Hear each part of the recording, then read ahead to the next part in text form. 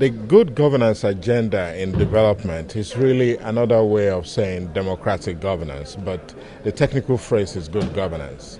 And it usually means the way, for instance, that the Department for International Development defines good governance is that you should have states that are effective, states that are responsive to their citizens, and states that are, third, accountable to their citizens. So they must be effective, they must be responsive, they must be accountable.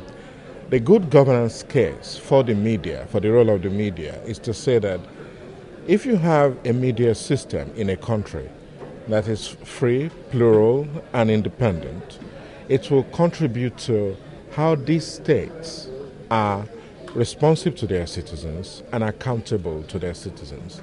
And the media will do so in the following three ways. The media acts as, a watchdog, checking corruption, reporting abuse, not just on government, but on the powerful, and therefore contributing, giving the citizens a mechanism for holding their governments accountable.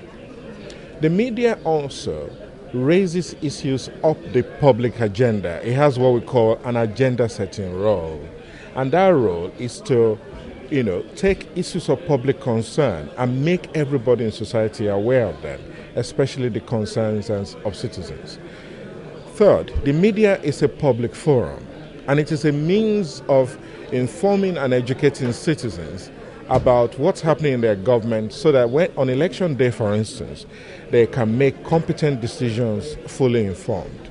The way economists describe this is to say, for democracy to function, you need good information.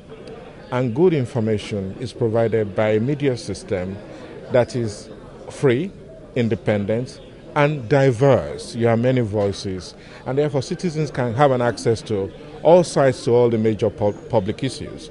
And that educates citizens, that gives them good information. In fact, finally on this, the top economist, Paul Collier, who wrote The Bottom Billion, he just brought out this compelling argument, which I totally agree with, that donors have been going around the world, trying to get countries to hold elections in order to improve governance. Most of the time, this has not worked. Just having elections does not mean that countries are going to be accountable and responsive. He thinks, and I totally agree, that citizens need to be well informed in order to be able to hold their governments accountable. Not just at election time, but permanently. You don't wait. If you experience bad governance, you don't wait until election time. You do something about it. You push. It is that information, competence building role of the media that's probably one of its most important contributions to good governance and democracy. And that's the case.